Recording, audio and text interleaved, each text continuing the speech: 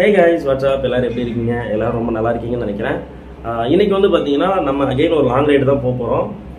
எங்கே போகிறோம், என்ன ரைடு, எவ்வளோ நாள் அப்படின்ற டீட்டெயிலாக நான் அப்படியே சொல்கிறேன். ஆக்சுவலாக நான் பெங்களூரில் வந்து ஒரு 2 இயர்ஸ் ஒர்க் பண்ணேன். அங்கே இருக்கும்போது தான் வந்து நான் இந்த மாதிரி பைக்கில் அதிகமாக லாங் ரைட் போகிறது, டூர் போகிறது இதெல்லாம் வந்து ஸ்டார்ட் பண்ணேன். அப்போ வந்து பார்த்திங்கன்னா நான் அங்கேயே வந்து ஒரு ரைடிங் கிளப்பில் ஜாயின் பண்ணேன். ஸோ அந்த கிளப் வந்து பார்த்திங்கன்னா ஸ்டார்ட் பண்ணி 3 வருஷம் கம்ப்ளீட் ஆகிருக்கு. ஸோ ஒரு ஆனிவர்சரி ரைடு, அதாவது 3rd இயர் ஆனிவர்சரி ரைடு அப்படின்னு சொல்லிட்டு ஒரு ரைடு ஆர்கனைஸ் பண்ணுறாங்க. அங்கே தான் இப்போ நம்ம போயிட்டுருக்கோம். ஸோ மற்ற விஷயம் எல்லாமே பைக்கில் போயிட்டு இருக்கும்போது அப்படியே நான் கண்டினியூ பண்ணுறேன். Let's go guys.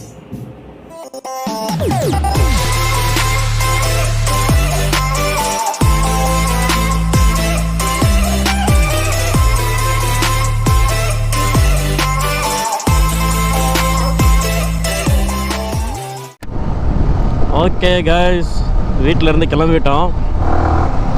ஸோ இப்போ பிளான் என்ன அப்படின்னா, இங்கேருந்து நேராக ஆத்தூர், சேலம், அதுக்கப்புறம் தருமபுரி, கிருஷ்ணகிரி, அப்படியே நேராக பெங்களூர். ஸோ பெங்களூர் போயிட்டு இன்றைக்கி வந்து அங்கேயே ஸ்டே பண்ணுறோம். நாளைக்கு காலையில் வந்து பார்த்திங்கன்னா 4 மணிக்கு ரைடு வந்து ஸ்டார்ட் ஆகுது. நம்மளோட கிளப் மெம்பர்ஸ்லாம் வந்து பெங்களூரில் ஜாயின் பண்ணிடுவாங்க. கிட்டத்தட்ட வந்து ஒரு 2 வருஷத்துக்கு மேலே இருக்கும்னு நினைக்கிறேன். நான் வந்து என்னோடய கிளப் மெம்பர்ஸை மீட் பண்ணி 2 வருஷத்துக்கு அப்புறம் அவங்க எல்லாத்தையும் மறுபடியும் நேரில் பார்க்க போகிறேன். ரொம்ப ஹாப்பியாக இருக்கேன். வண்டி வந்து நேற்று தான் சர்வீஸ் பண்ணோம். ஏகப்பட்ட வேலைங்க. நம்ம அந்த கன்னியாகுமரி ரைடு முடிச்சுட்டு வந்ததுக்கப்புறம் வந்து பார்த்திங்கன்னா வண்டி ஃபுல்லாக செம்ம damage. Front folk oil seal புதுசு, அதே மாதிரி இன்ஜின் ஆயில் ஃபில்டர் இருக்குது இல்லைங்களா, அதில் வந்து அதை மாத்திர அந்த இதில் வந்து பார்த்திங்கன்னா 3 ஸ்க்ரூ வரும். அந்த 3 ஸ்க்ரூவில் ஒன்று வந்து லூஸ் ஆயிடுச்சுன்னா அந்த த்ரெட் இருக்குது இல்லைங்களா, அந்த த்ரெட் வந்து ஃபுல்லாக போயிடுச்சு. அதுக்கப்புறம் புதுசாக போய்ட்டு லேத்தில் கொடுத்து த்ரெட்டு போட்டாங்க. இது 2 தான் மேஜர். அதுக்கப்புறம் ஜென்ரல் சர்வீஸ் தான். அந்த மாதிரி செயின் ஸ்ப்ராக்கெட் உள்ள குட்டி ஸ்ப்ராக்கெட் இருக்கும் இல்லைங்களா, சின்ன ஸ்ப்ராக்கெட் இருக்கும் இல்லைங்களா, அது வந்து புதுசு போட்டிருக்காங்க. அப்படி இப்படின்னு சொல்லிட்டு நேற்று பில்லு வந்து பார்த்திங்கன்னா 4000 வந்துருச்சு. தொழுதூர் ரீச் ஆகிட்டோம். ஸோ இங்கேருந்து கொஞ்சம் தூரம் ஹைவே, அதுக்கப்புறம் மறுபடியும் ஸ்ட்ரெயிட் ஹைவே. ஸோ இந்த ஹைவேல கொஞ்சம் அப்படியே ஹை ஸ்பீட் க்ரோஸ் பண்ணி போயிட்டே இருக்கலாம்.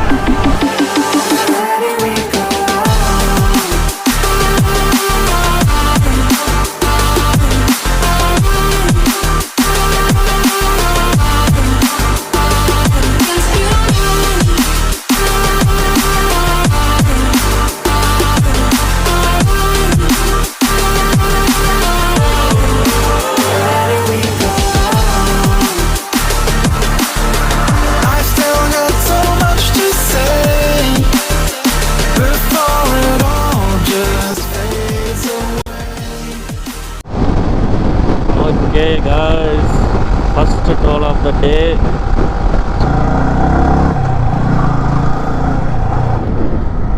ரைடிங் ஜாக்கெட்டை மாற்ற வேண்டிய டைம் வந்துருச்சுன்னு நினைக்கிறேன்.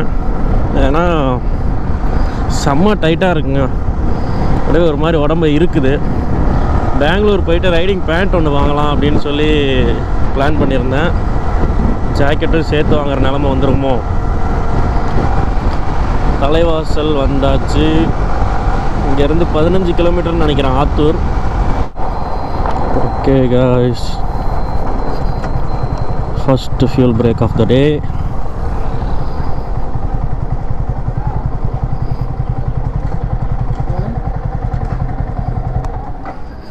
ஃபுல் டேங்க்ண்ணா.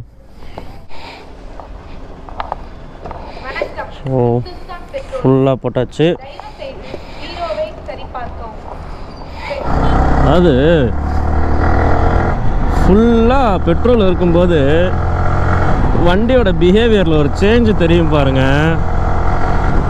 அது நீங்கள் மைன்யூட்டாக வாட்ச் பண்ணிங்கன்னா உங்களால் ஃபீல் பண்ண முடியும். அதாவது ஒரு பாசிட்டிவான ஒரு பிஹேவியர், அது நெகட்டிவாக சொல்லலை.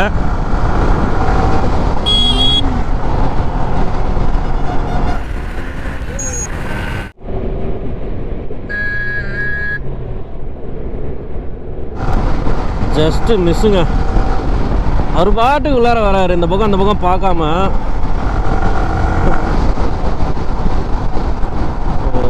வாழப்பாடி வந்துட்டோம். இங்கேருந்து வந்து பார்த்திங்கன்னா சேலம் வந்து ஒரு 32 கிலோமீட்ரு. பட் நம்ம சேலம்குள்ளே போகிறதில்ல, அப்படியே அவுட்டர்லேயே பைபாஸ்லேயே போயிடலாம் நேராக. Okay guys, second toll of the day.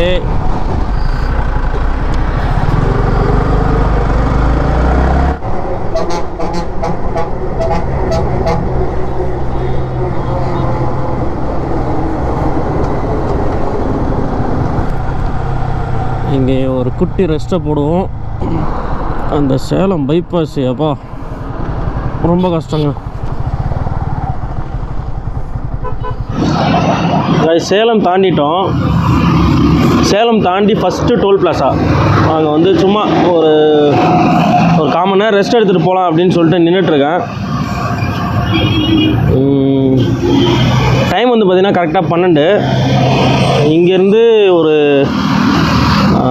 3.5 hours travel அப்படிங்கிற மாதிரி கூகுள் சொல்லுது. அப்படி இப்படின்னு பார்த்தா எப்படியும் 4 மணி நேரம் ஆயிரும் நம்மளுக்கு. பார்ப்போம். ரொம்ப ஸ்பீடாலாம் போகலங்க, ஒரு 80-90 தான் மெயின்டைன் பண்ணிகிட்ருக்கேன். ஏன்னா பகல் டைம் தான், வேகமாக போகலாம். பட் வேகமாக போய் என்னங்க பண்ண போகிறோம், போய் நல்லா தூங்க தான் போகிறோம். ஆனால் நான் ஒரு 5 மணிக்குள்ளே அங்கே ரீச் ஆகணும்னு நினைக்கிறேன். ஏன்னா அப்போ தான் நம்ம போயிட்டு ரைடிங் பேண்ட் பார்த்து வாங்க முடியும். கோப்ரோ லைட்டாக மக்கப் பண்ண ஆரம்பிச்சிச்சு. என்னன்னா ஆன் ஆகவே இல்லை, எப்போதும் ஆன் ஆகும். இதை புதுசாக ஸ்டார்ட் பண்ணியிருக்கு.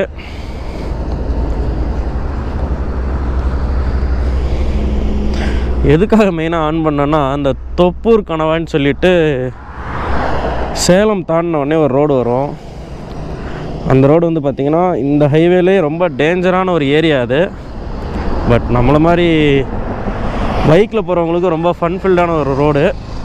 நிறைய டேர்னிங் இருக்கும், அப்படியே வண்டியை வளைச்சு ஓட்டலாம். டேஞ்சர் தான் நம்மளுக்கும், பட் கொஞ்சம் சேஃப்டியாக அப்படியே கான்ஷியஸாக ஓட்டினா போதும். பார்க்கலாம். வண்டியில் காற்று கம்மியாக இருக்க மாதிரி தெரிஞ்சுது. இந்த தொப்பூர் கணவாய்க்கு முன்னாடி வந்து அப்படியே ஒரு 20 கடை இருக்குன்னு நினைக்கிறாங்க. அதில் ஒரு 4-5 ஒர்க் ஷாப்பும் இருக்குது. போயிட்டு கேட்குறேன் ஏர் செக் பண்ணலாமா அப்படின்னு சொல்லிட்டு, எந்த கடையிலையுமே ஏர் செக் பண்ண முடியாதுன்னு சொல்கிறாங்க.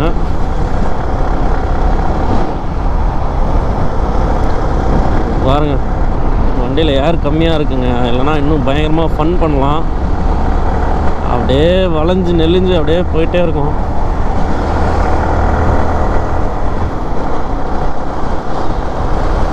பாருங்க, அப்படியே லாரிலாம் திணறுது.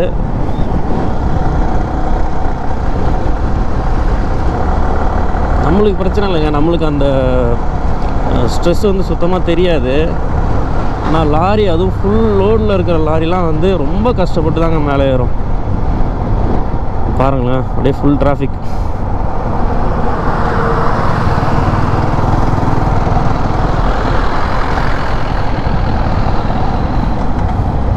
ஓகே गाइस, தொப்பூர் கணவாய் முடிந்தது. இதுக்கப்புறம் அப்படியே கொஞ்சம் கொஞ்சமாக ரோடு ஃப்ரீ ஆயிரும். நம்மளும் அப்படியே போயிட்டே இருக்க வேண்டியதுதான். ஓகே गाइस, அடுத்த டோல் பிளாஸா. என்னடா அதுக்குள்ளே டோல் பிளாஸா அப்படின்னு கேட்டிங்கன்னா, ஆமாங்க, கொஞ்சம் பக்கத்துலேயே தான் அது. சேலம்லேருந்து சேலம் சிட்டி விட்டு வெளில வந்தோடனே ஒரு டோல் பிளாஸா வரும். அதுக்கப்புறம் இந்த தொப்பூர் கணவாய் தாண்டின உடனே ஒரு டோல் பிளாஸா வரும். இது ஏன் பக்கத்தில் வச்சுருக்காங்கன்ற ரீசன்லாம் தெரியாது. பட் பக்கத்தில் தான் இருக்குது இந்த 2 டோல் பிளாஸாவும்.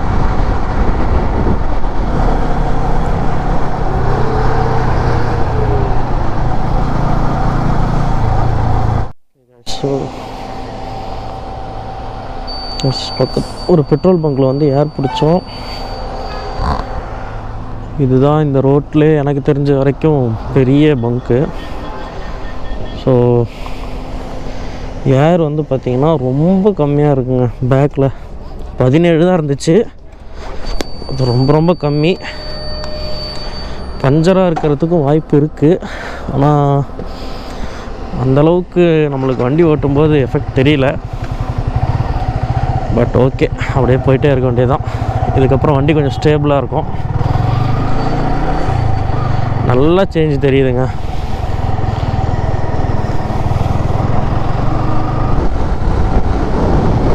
தர்மபுரி ரீச் ஆகிட்டோம். இதில் உள்ளே போனோன்னா இந்த ரோட்டில் கீழே அந்த பிரிட்ஜுக்கு கீழே போனோன்னா தர்மபுரி சிட்டிக்குள்ளே போவோம். ஸ்ட்ரைட்டாக பைபாஸ். ஸோ இங்கேருந்து கிருஷ்ணகிரிக்கு அரௌண்ட் 50 கிலோமீட்டர்ஸ் நினைக்கிறேன்.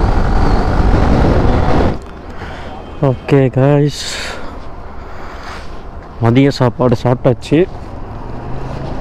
சாப்பாடா சாப்பிட்ட இல்லைங்க, கிருஷ்ணகிரி தாண்டி கொஞ்சம் தூரம் வந்துக்கிட்டே இருந்தேன். ஏதாவது ஹோட்டல் இருந்தால் போய் உட்காந்து சாப்பிட்லான்னு நினச்சிக்கிட்டே வந்தேன். கேஎஃப்சி கண்ணில் மாட்டுச்சு. அப்புறம் என்னங்க உள்ளே பூந்துட்டேன். டைம் வந்து 3:10 ஆச்சு. ஸோ ஒரு அப்ராக்சிமேட்டாக ஒரு 80 கிலோமீட்டர் இருக்கும் இன்னும் இங்கேருந்து பெங்களூருக்கு. ஸோ அப்படின்னு பார்த்தா ஒரு 4:30க்கெலாம் ரீச் ஆகிடுவேன்.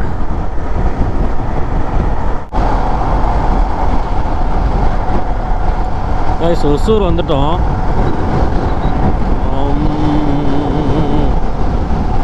S, GRT. ஸோ ஜிஆர்டிக்கு அப்படியே ஆப்போசிட் தான் ஒசூர் பஸ் ஸ்டாண்டு. நம்ம கீழே போகல, அப்படியே நம்ம பிரிட்ஜ் மேலேயே போகிறோம். தெரியும்னு நினைக்கிறேன்.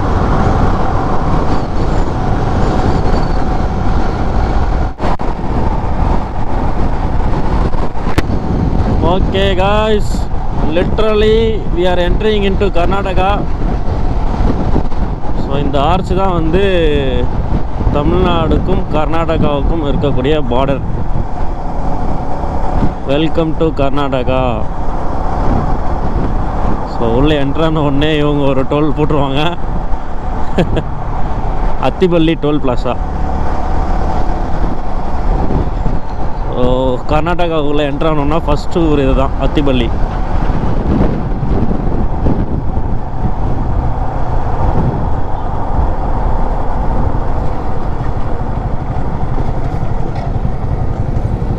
ஏப்பா,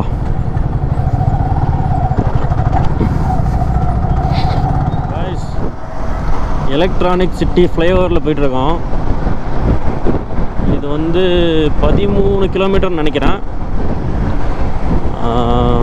எலக்ட்ரானிக் சிட்டியிலேருந்து மடிவாளா வரைக்கும் பெரிய ஃப்ளைஓவர் ஆக்சுவலாக இது. அப்படியே பக்கத்தில் வந்து பார்த்திங்கன்னா மெட்ரோ கன்ஸ்ட்ரக்ஷன் போயிட்டுருக்கு. இதில் என்ன ஒரு கூத்துனா, ஃப்ளைஓவர் பெரிய ஃப்ளைஓவர் 10 கிலோமீட்டருக்கு மேலே எல்லாம் ஓகே. ஆனால் ஸ்பீட் லிமிட் வந்து பார்த்திங்கன்னா 60 தான். அதெல்லாம் யார் ராஜா பார்க்க போகிறா, நீ பாட்டுக்கு போக வேண்டியதானா ராஜா அப்படிங்கிறீங்களா? அப்படிலாம் போக முடியாதுங்க இங்கே. ஏன்னா இங்கே வந்து வழியில் ஏதோ ஒரு இடத்துல வந்து அந்த ஸ்பீட் மானிட்டர் பண்ணுற சென்சார் வச்சுருக்காங்க. 1-2 இடத்துல வச்சுருக்காங்கன்னு நினைக்கிறேன். நம்ம கிளப்பு குரூப்பில் வந்து அப்பப்போ பசங்க அதை பற்றின டீட்டெயில்ஸ்லாம் அப்டேட் பண்ணிகிட்ருப்பாங்க. ஸோ அதில் வந்து நம்ம வண்டி வந்து அப்படியே ஃபோட்டோ எடுத்து அது டிராஃபிக் டிபார்ட்மெண்ட்டுக்கு வந்து அனுப்பிடுறோம். அவங்க ஆட்டோமேட்டிக்காக ஃபைனை போட்டு சலான் நம்ம நம்பருக்கு அமுச்சு விட்ருவாங்க. ஸோ அதனால் இந்த மாதிரி ரூல்ஸ்லாம் இங்கே நம்ம ஃபாலோ பண்ணி தான் ஆகணும். ஃபைனலாக வந்து ரூமுக்கு வந்துட்டோம். ஓயோவில் தான் புக் பண்ணேன். ரொம்ப சின்ன ரூம். ஓகே, ஒரு நாள் நைட்டுக்கு. இப்போ வந்து திங்ஸ் எல்லாம் ரூமில் எடுத்து வச்சுட்டு போய் ரைடிங் பேண்ட் பார்க்கணும். நல்லா ரெஸ்ட் எடுத்துகிட்டு காலையில் வந்து 3 மணிக்கெலாம் வந்து இங்கேருந்து கிளம்புனா தான் கரெக்டாக நம்ம மீட்டிங் பாயிண்ட்டுக்கு கரெக்டான டைமுக்கு போய் சேர முடியும். அதனால் டக்கு டக்குன்னு போகணும். ஓகே, மேபி ரைடிங் பேண்ட் வாங்க போகும்போது லாக் பண்ணிட்டே போனாலும் போவேன், பார்ப்போம். அப்போ மூடிய பொருளுக்கு அதை பொறுத்து தான். ஓகே கைஸ், கிளம்பிட்டோம். ரைடிங் பேண்ட் ஒன்று வாங்கலாம் அப்படின்னு சொல்லிட்டு. ஐயோ, பேப்பர்ஸ்லாம் பேக்கில் இருக்கே. சரி பரவாயில்ல, பார்ப்போம். பக்கம்தாங்க, ஒரு 1.5 கிலோமீட்டர் தான் இங்கேருந்து காட்டுது. ரோடு கடாமடான் இருக்குது. மேக்ஸிமம் பெங்களூரில் இப்படி தான் இருக்கும் ரோடு. அந்த மெயினான ஏரியா இருக்குது பாருங்கள், எம்ஜி ரோடு, சிவாஜி நகர், அந்த சைடெலாம் ஓரளவுக்கு ரோடு நல்லாயிருக்கும். இந்த சைடு நீங்கள் வந்துட்டீங்க அப்படின்னா, கொஞ்சம் அவுட்ரு வந்துட்டிங்கனாலே இந்த மாதிரி தான் இருக்கும். செம்ம டிராஃபிக்ங்க. இப்போ மட்டும் கிடையாது, இது பெங்களூருக்கு புதுசு இல்லை. நான் ஒரு 2 இயர்ஸ் பெங்களூரில் இருந்தனால எனக்கு இது பெருசாக தெரியல. பட் புதுசாக வந்தாங்கன்னு வச்சுக்கோங்களேன்.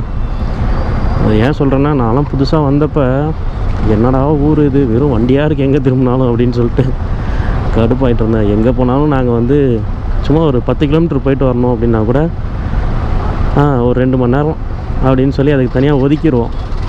ஏன்னா அந்தளவுக்கு டிராஃபிக் இருக்குங்க. ரைடிங் பேண்ட் பார்த்திங்கன்னா ஃபஸ்ட்டு பைக்கிங் பிரதர்வுட் தான் வாங்கலான்னு பார்த்தேன்.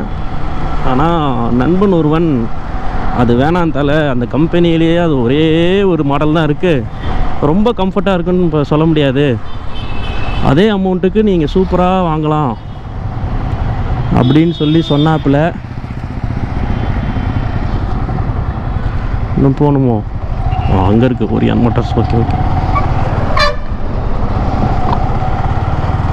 அவர் பேச்சை கேட்டு தான். ஓகே ஓகே, இங்கே தான் இருக்குது. ஸோ கைஸ், ஃபைனலாக பர்ச்சேஸ்லாம் முடிச்சாச்சு. ஆக்சுவலாக நான் ரைடிங் பேண்ட்டு தான் வாங்க போனேன். ஆனால் ஒரு டேங்க் பேக் ஒன்று வாங்கிட்டேன். ஸோ காஸ்ட்லாம் அப்புறம் ஸோ நான் ரெண்டுத்தையும் இப்போ காட்டுறேன் பாருங்கள்.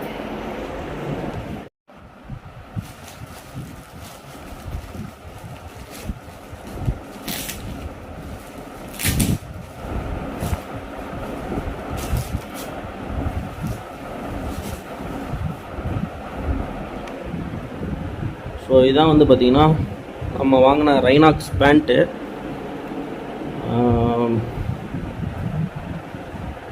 ஸோ இதில் பார்த்திங்கன்னா நம்மளுக்கு ஒரு நியூ ப்ராடக்ட் வருது.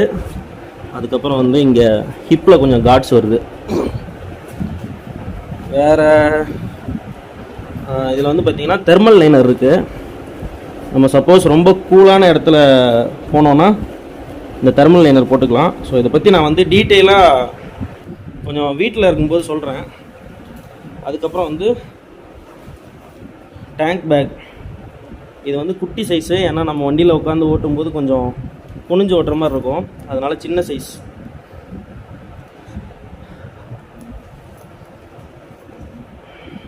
இதை பற்றி நான் டீட்டெயிலாக இந்த ரைடெலாம் முடிச்சுட்டு வீட்டுக்கு போனதுக்கப்புறம் நான் சொல்கிறேன்.